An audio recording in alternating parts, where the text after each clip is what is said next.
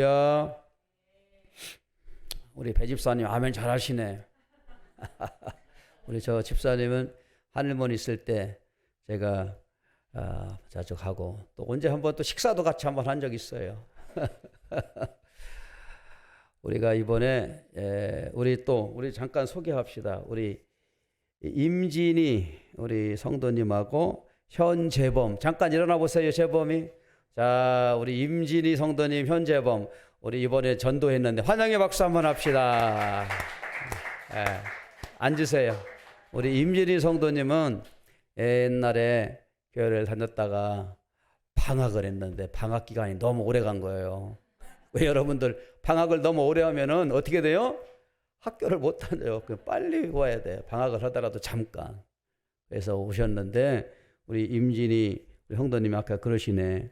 교회 오니까 머리도 아프신 게 사라지고 마음이 편안하다고 그러는 거예요. 우리 저 남편 되시는 분은 현상만 선생님이시요. 아들은 현재범. 지금 재범이는 6살이에요. 아주 보통 똑똑한 게 아니에요. 그냥 우리 저 가정을 위해서 기도합시다. 따라해 봅시다. 예수님을 만나면 오늘은 설교 제목이 예수님을 만나면이라는 게 있어요. 우리 저 배집사님하고 우리 전영의 성도님도 인생에 살면서 가장 중요한 게 뭐라고 생각해요? 뭐야? 남편 잘 만나야 돼. 그죠? 맞아, 안 맞아요? 여자들은 남편을 잘 만나야 돼. 남자도 여자를 잘 만나야 돼. 또 학생은 선생님을 잘 만나야 돼요. 야, 이 만남이 참 중요해요. 만남의 축복이요, 하나님이 주신 귀한 축복 중에 가장 중요한 축복이라고 봐요. 오늘 여기 오신 여러분들은 뭐 어찌든 이유가 됐든 간에 이 자리에 와서 예배 드리는 것이 하나님의 축복입니다.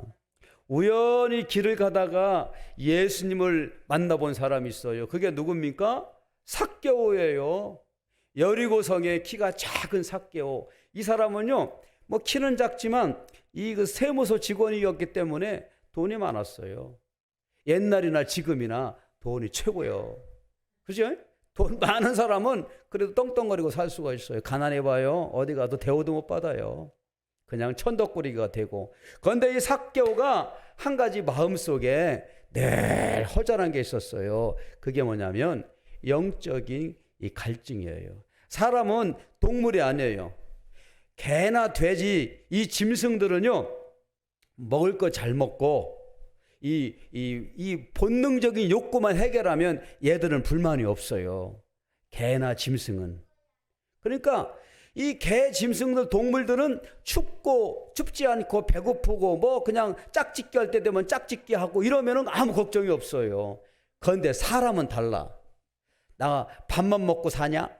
이런 말 하잖아요. 사람은요, 밥을 잘 먹고 또 뭐 돈이 있고 명예가 있어도 뭐가 없으면 영적인 만족감이 없으면 허무해요.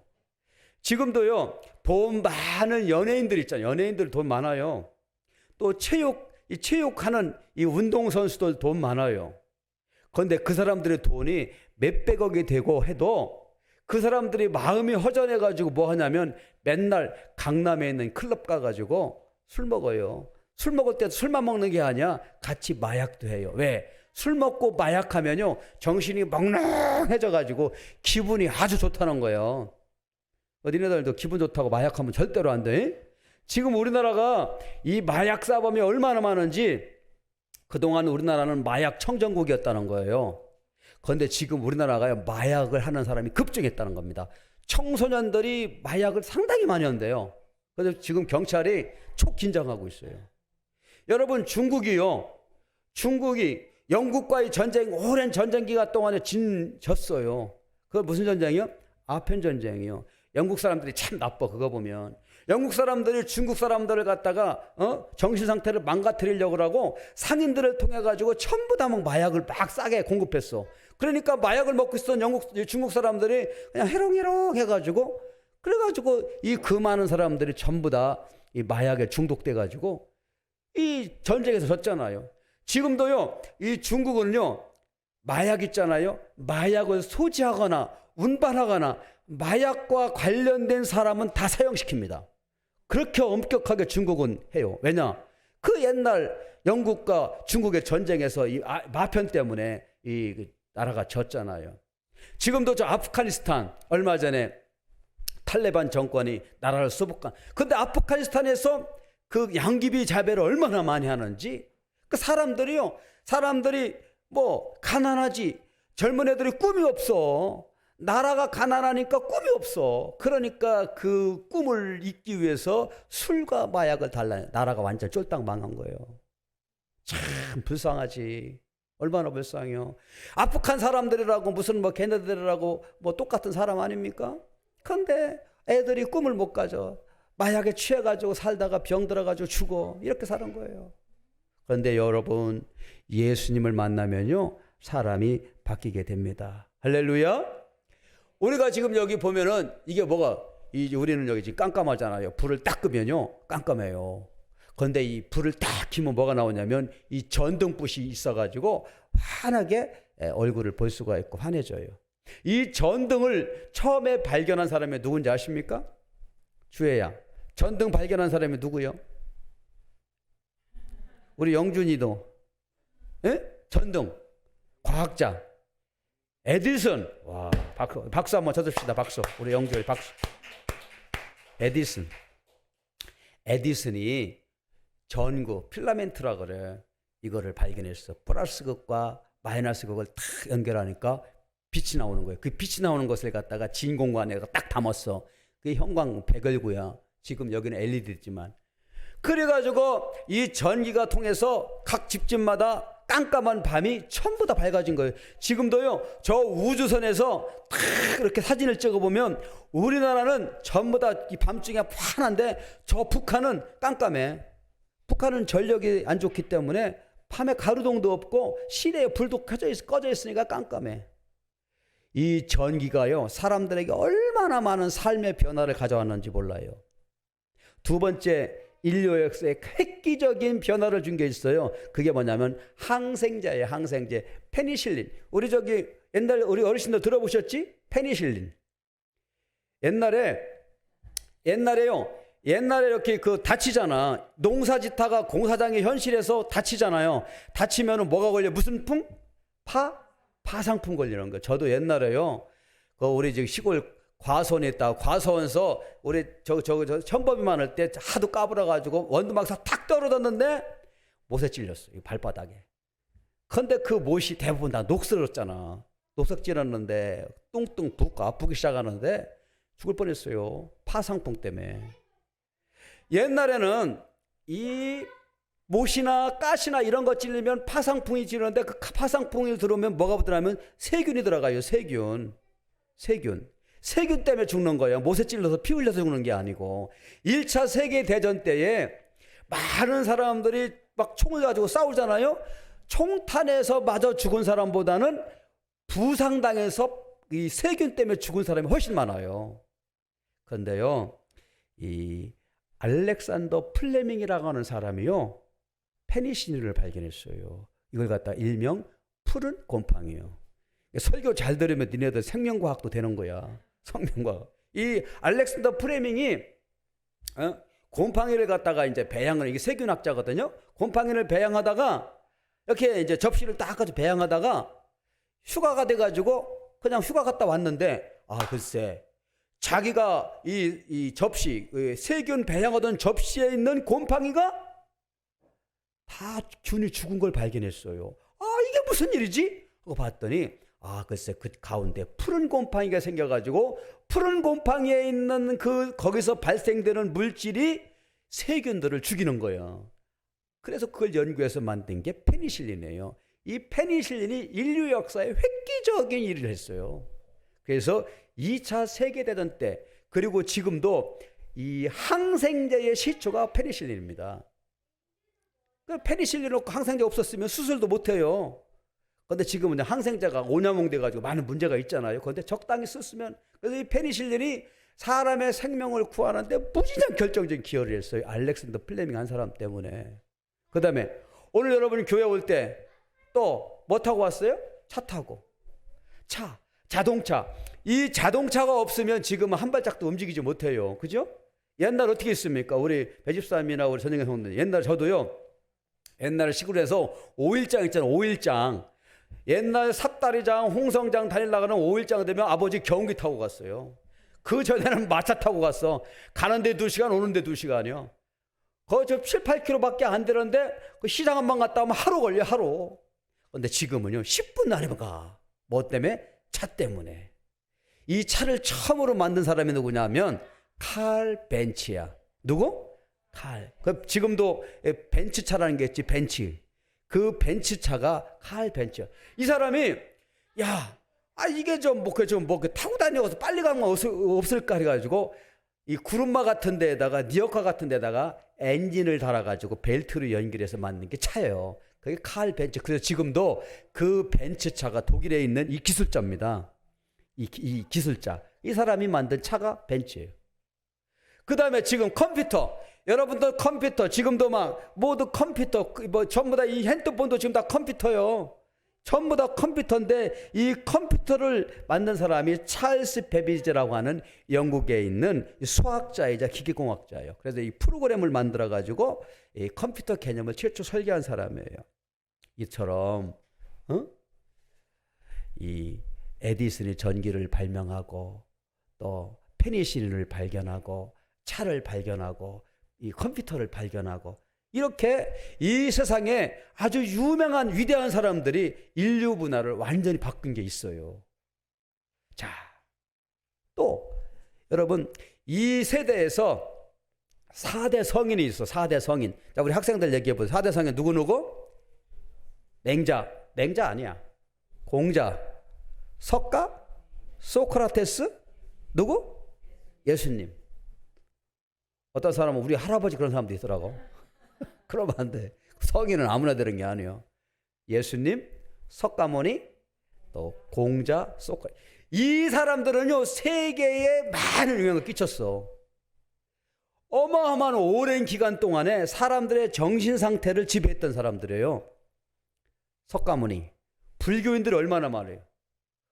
우리가 지금 여기요, 이렇게 지금 우리가 전도한 사람들 명단을 딱 적었잖아요. 그런데 어떤 분은요, 교회를 나오고 싶은데 우리 시집이 전부 다 불교 다 절다녀가지고 내가 교회를 못 다니겠어요. 이런 사람이 있어요. 그렇지. 믿음이 없으니까 또 눈치 봐야지. 또 절다니면 교회 가면 어떻게 제사 안 드린다고 또 눈치 보지. 그러니까 무서워서 못 오는 거예요. 어떤 분은 자기 동생이 병에 걸렸는데 교회에 있는 목사님, 전도사님들이 와가지고 노다지 예배 드려주고 막 신방해 주는 거 보면서 감동받았대. 그런데 자기는 아직 이 시집이 전부 다 불교라서 못 다닌다는 거예요. 이처럼 석가모니가 영향을 끼친 게 많아요. 석가모니는요, 예수님보다도 먼저 왔어요. 그 우리나라도 옛날에는 전부 다 불교인들이 많았어요. 저도 옛날에 할머니 쫓아가지고요, 쌀자루, 4월 초파일 되면 쌀자루 이만큼 베고, 야, 쌀 매라 그러고 졸랑졸랑 산꼭대기 올라가가지고 갖다 놓고, 절에서 주는 그 절밥 있죠, 절밥. 절밥이 얼마나 맛있어, 꼬들꼬들하니. 옛날에 우리 클 때는 쌀밥도 없는데 절밥 먹으면서 절고, 그럼 떡 주면 떡 먹고 이러고 왔어요. 그리고 저는 초등학교 다닐 때 소풍 갔다면 맨날 절에 갔어. 절로 소풍 갔어요. 이게 뭐예요? 석가모니가 영향을 끼친 거예요. 왜? 석가모니가 좋은 가르침을 준 기 때문에 그래요. 두 번째, 공자. 우리나라는 유교 국가예요. 조선시대가 원래 유교를 숭배했던 이 조선이 아니겠습니까? 부모에게 충성하자. 나라 임금에게 충성하자. 그래서 유교의 가장 중요한 건 뭐예요? 제사. 제가 얼마 전에 이 왕궁에서 일하는 내시들이 있어요. 내시. 이걸 갖다가 조금 좋은 말로 환관이라 그래요. 환관들은 남자들인데 전부 다 생식기를 잘라버립니다. 소위 말하면 거세래요. 거세. 뭔지 알아? 거세가? 남자의 그 동그랗게 생긴 알 2개를 잘라버리는 거예요. 그러면은 남자가 생식 기능이 사라져요. 그러니까 소위 말하면 남자로서의 성 기능이 사라지는 거예요. 왜 그렇게 하느냐? 왕의 여자들을 보호하기 위해서 그렇게 하는 거예요. 그런데 그러면은 자식이 없을 거 아니야. 환관도 자식이 없는데 법적으로 양자를 드릴 수 있는 법이 있어요. 왜? 조선시대에는 제사를 드려요. 자식이 없는데 누가 제사를 지내? 환관이. 환관들은 잘 살았습니다. 당시에 영의정, 좌의정보다도 더 많은 돈을 받았던 사람이 환관이었어요. 환관도 급이 있어요. 높은 계급은. 정치 왕 바로 밑에서 정사를 좌지우지했던 사람이요. 그런데도 불구하고 성씨가 다른 사람을 양자로 들여서 호적에 족보에 올렸어요. 왜? 제사 받으러 먹으려고. 제사. 이처럼 이 공자는 아주 우리나라의 정신세계에 500년 동안 영향을 끼쳤어요. 공자가. 소크라테스. 지금도요, 학문의 세계, 철학의 세계, 사상의 세계에서는 소크라테스를 아주 능가 못해요. 그 사람이 다 출발이에요. 공자, 석가모니, 소크라테스. 그런데 마지막 누가 있어? 예수님이에요. 자, 오늘 읽은 이 요한복음 14장 말씀은 지난주에 암성학교에 암송했던 구절입니다. 자, 요한복음 14장 6절 한번 다시 읽어보겠어요. 시작. 예수께서 이르시되 내가 곧 길이요 진리요 생명이니 나로 말미암지 않고는 아버지께로 올 자가 없느니라. 할렐루야. 전 여러분들 절 다니는 사람들 전도하는 거 봤어요? 아이고 우리 저 통학사에 오세요. 통학사에서 이번에 총동원 하는데 왜 안 오세요? 아이고 제가 갑사 밑에서 전도해. 갑사 밑에 살았잖아요. 갑사 계룡산 전도 안 해. 왜? 그 사람들은 그냥 올 사람 오고 오기 싫으면 오지 마. 자유롭게 해. 이래. 그런데 기독교는 죽으라고 전도해. 아주 귀찮아 죽겠어 아주. 어떤 사람은 아이고 교회 다니는 사람들 아주 징그러워 죽겠어 아주. 어제 오고 또 오고 왜 맨날 자꾸 와. 막 이래. 어떤 사람은 소금도 뿌리고 물도 막 던지고 문도 안 열어줘. 어떤 사람 갔다가 못하는 게 개 조심 써놨어. 일부러 전도하는 사람 못 오게 개 풀어놓고 막 짖으면 뭐 못 들어가니까 개.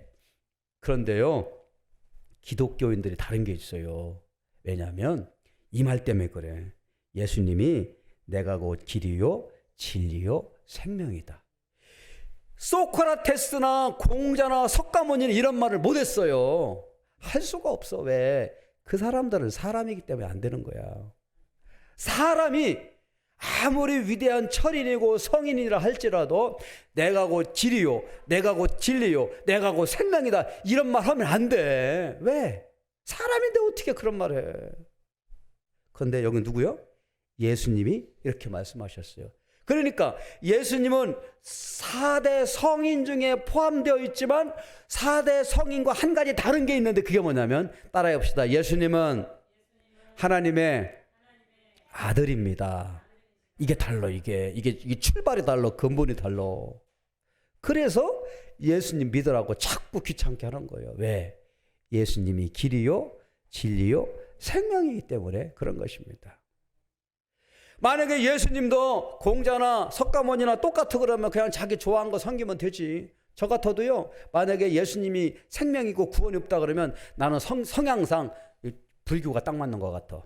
저는 산속에서 나무합니다. 이게 딱 맞아. 정서적으로 맞아. 진짜로 그게 맞는 것 같아. 그런데 예수님이 생명이고 진리이기 때문에 그게 불가능한 거예요. 그게 여러분요. 자, 누가복음 7장 찾아보세요. 누가복음 7장 11절. 우리 저기 한번 읽어보셔요. 우리 양집사님 찾으셨어? 한번 읽어보셔. 누가복음 7장 11절부터. 누가복음 7장 11절. 예. 그 후에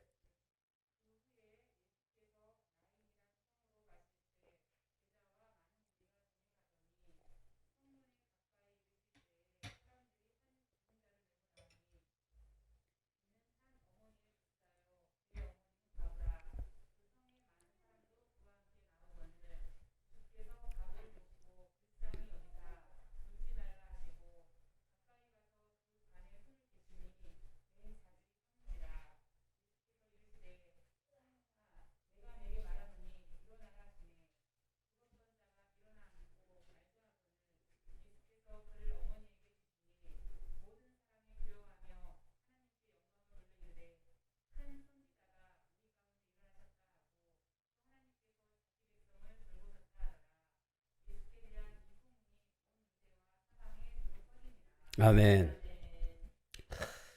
이 내용은 무슨 얘기냐면 그 유대 땅에 나인이라고 하는 동네에 한 과부가 있었어요. 과부는 어떤 사람이 과부요? 응? 애성이 어떤 사람이 과부요? 남편이 죽은 사람이 과부요. 지금도요, 남편 죽은 사람은 서러움에 빠져요. 옛날 일찍이 애 둘 낳고 애 하나 낳고 남편이 죽어봐. 엄한 놈들이 허시탐탐 못된 생각 가지고 덤벼드는 놈이 한두 놈이 아니에요. 제가 어렸을 때요, 우리 시골에 클 때도요, 남편이 죽었어. 근데 그냥 어떤 여인이 그냥 어렵게 살으면 그 동네 사람들 돌봐주고 해야 될 거 아니에요? 그게 그렇지가 않네. 어떤 미친놈들 술 먹고 가가지고 겁탈하려고 그러고 난리가 나. 그러면은 결국 그 여자가 못 견디고 그 동네 이사가. 소문나니까 살 수가 없어. 그런데 이 나인이라고 하는 성이 살던 과부가 아들이 있었는데, 아들이 저게 한 10대 뭐 이렇게 한 20도 안 됐는데 그 아들이 죽은 거란 말이에요. 그래가지고 그 아들을 장례를 하고 지금 가는 장면이에요. 아이고 그 아들 어머니는 그 아들을 장례를 갈 때 그냥 갔겠어요? 통곡을 하며 질질 끌려갔을 거예요. 아들 그 관을 붙들고. 생각을 해봐요.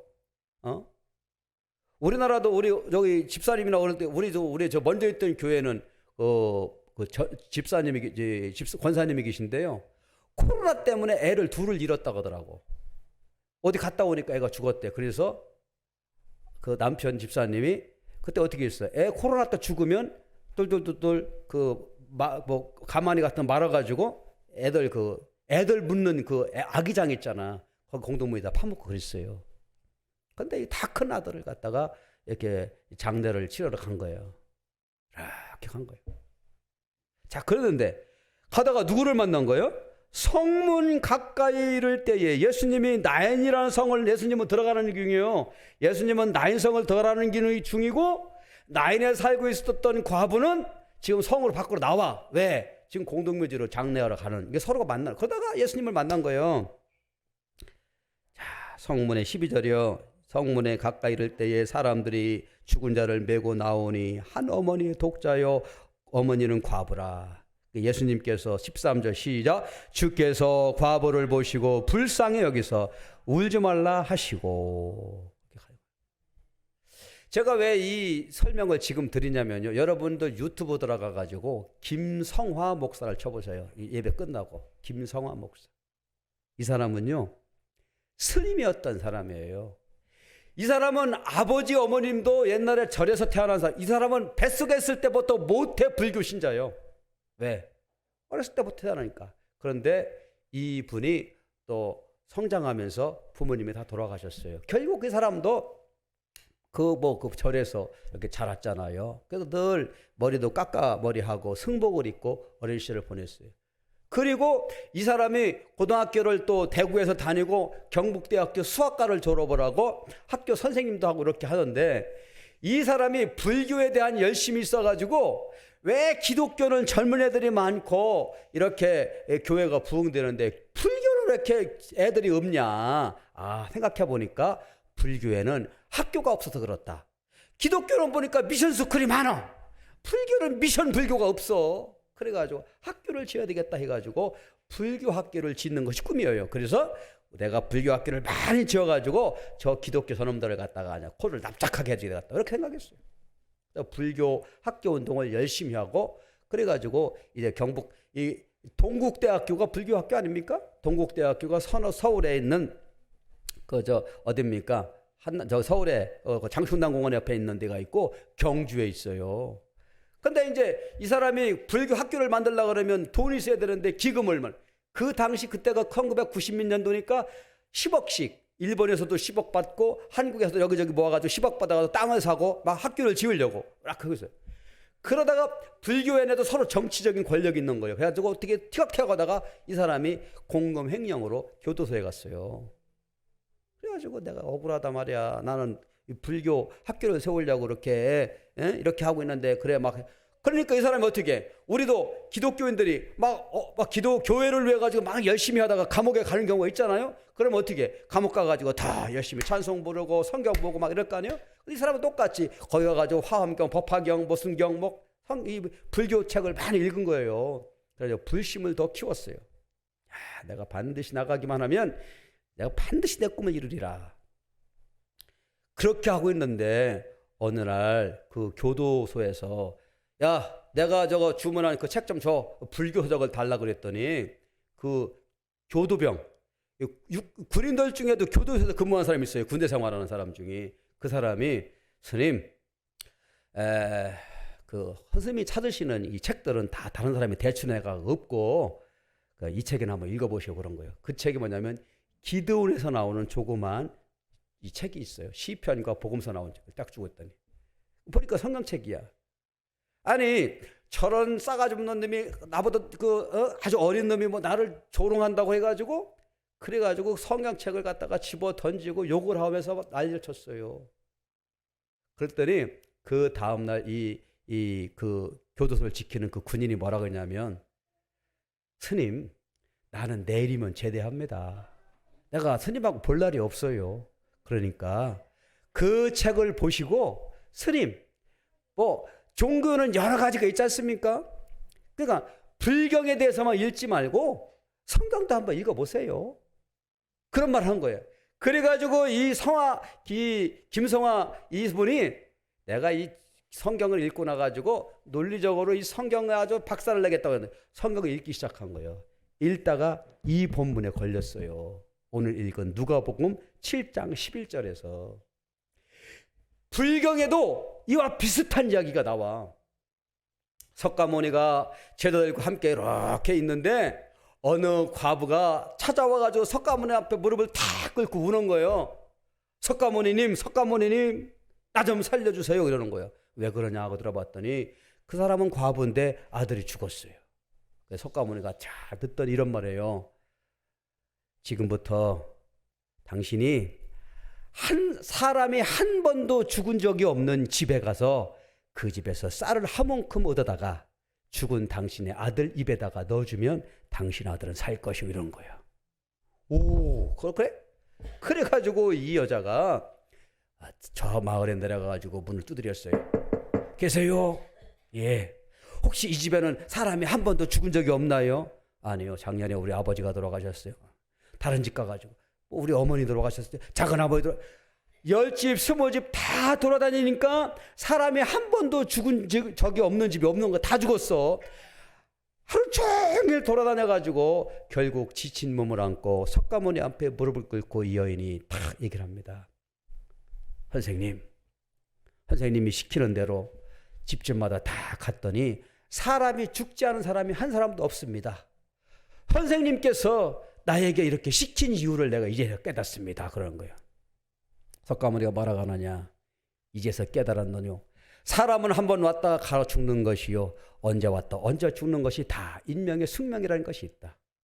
그러니 그 숙명을 받아들이고 머리 깎고 나의 뒤를 따르라 이런 거예요. 그게 불교 이론이에요. 불교 이론이라는 것은 인생의 숙명과 섭리대로 살아라는 거예요. 그게 불교 이론이에요. 그런데 그렇게 믿고 살아왔던 이 김성아 이 젊은 스님이 뭐야 이거는? 어? 불경에도 똑같은 얘기가 있는데 여기 예수는 다르네? 예수님이 뭐라 그랬어? 과부를 불쌍히 여기시고 울지 말라 하시며 그 손을 대시니 맨 자들이 서는지라. 예수께서 이르시 따라합시다. 청년아 내가 내게 말하노니 일어나라. 야, 이렇게 한 거야. 그랬더니 이 청년이 어떻게 됐어? 죽었던 자가 일어나 앉고 말도 하거늘. 그런 거야. 아니 글쎄 나인성에 있는 장례 모시러 가던 이 죽은 청년이 예수님이 관에다가 손을 얹고 일어나라 그러니까 살아납니까? 영국의 유명한 기독교 신학자였던 C.S. 루이스가 이런 말을 했어요. 예수는 둘 중에 하나다. 두 개 중에 하나밖에 없다. 첫 번째, 예수는 완전 사기꾼이거나 예수는 완전한 구원자거나 둘 중에 하나밖에 없다. 그랬어요. 저는 그 말이 맞다고 봐요. 만약에 예수님이 부활이 없다고 나는 길이요 진리요 생명이 아니라고 한다면 거짓이라면 예수는 전 세계의 가장 큰 사기꾼이야. 그럴 수밖에 없어. 그죠? 그렇잖아. 자기가 부활도 아니고 그런데 난 예수라고 그러면 다 사기꾼이지. 그거 예수님 믿다가 죽은 사람이 한두 명입니까? 순교당한 사람이 한두 명이에요? C.S. 루이스가 그랬어요. 예수는 둘 중에 하나다. 사기꾼이 아니면 구원자다. 근데 여기서 한 가지 중요한 사실이 있어. 내가 사기꾼이야. 난 진짜 내가 사기꾼인 거 맞아. 근데 그 사기꾼인 것을 증명하기 위해서 자기를 십자가에 목숨 내놓은 사기꾼이 있습니까? 그런 사기꾼은 없어요. 내가 사기꾼인 거면서도 그 사기꾼을 증명하기 위해서 십자가에 자신의 목숨을 내던지는 그런 미련한 사기꾼이 있냔 말이에요. 아니라 예수님은 구원자시에요. 자, 그래서 오늘 말씀이 뭐라고 그러냐면은 나는 길이요 진리요 생명이니 나를 만미하지 않고는 아버지께로 갈 자가 없느니라 이렇게 말했어요. 저희 어머니가 7남매 중에 막내딸로 태어났어요. 막내딸이면 귀엽잖아요. 그런데 그 집안은 막내딸이라고 특별히 더 사랑하는 거 없었던 것 같아. 우리 어머니 그거 내가 어떻게 아냐? 어머님이 외갓집 가자 소리 별로 들어본 적이 없어.